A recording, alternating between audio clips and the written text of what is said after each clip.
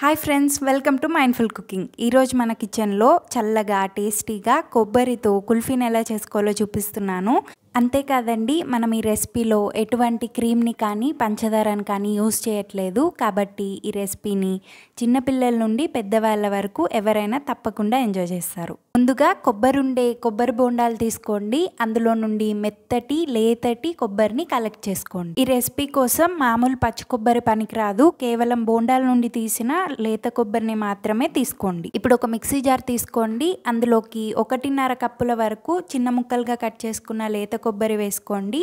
1/2 cup నానబెట్టిన జీడిపప్పు, 4-5 యాలకులు, అలాగే 1/4 కప్పు వరకు బెల్లం పొడిని వేసుకోండి. ఇప్పుడు అంతా ఒకసారి మెత్తగా గ్రైండ్ చేసేసుకోండి. మెత్తగా గ్రైండ్ చేసేసుకున్న తర్వాత ఇందులోకి 1/2 కప్పు వరకు నీళ్ళని పోసి మరొకసారి అంతా గ్రైండ్ చేసేసుకోండి. ఇప్పుడు ఒకసారి టేస్ట్ చూసి మీకు స్వీట్నెస్ ఎక్కువ కావాలనుకుంటే 1 టేబుల్ స్పూన్ వరకు బెల్లం పొడిని వేసుకోండి. నేను ఇక్కడ కుల్ఫీని ఫ్రీజ్ చేయడానికి ఇంట్లో ఉండే టీ గ్లాసెస్ ఉంటాయి కదండి, అది యూస్ చేస్తున్నాను.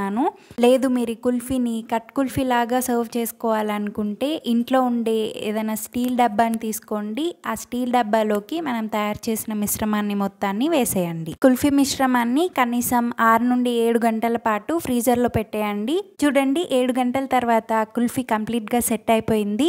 నా దగ్గర ఇక్కడ ఐస్ క్రీమ్ స్టిక్స్ లేవు కాబట్టి నేను పెట్టలేదండి. మీరు ఐస్ క్రీమ్ స్టిక్స్ని పెట్టి కుల్ఫీని ఫ్రీజ్ చేసుకోండి. కుల్ఫీని డిమోల్డ్ చేయడానికి గ్లాస్ని ఒకసారి నార్మల్ వాటర్లోకి డిప్ చేసి స్టిక్ని లైట్గా పుల్ చేస్తే కుల్ఫీ ఈజీగా డిమోల్డ్ అయిపోతుంది. అంతేనండి, ఎంతో క్రీమీగా టేస్టీగా ఉండే కుల్ఫీ రెడీ.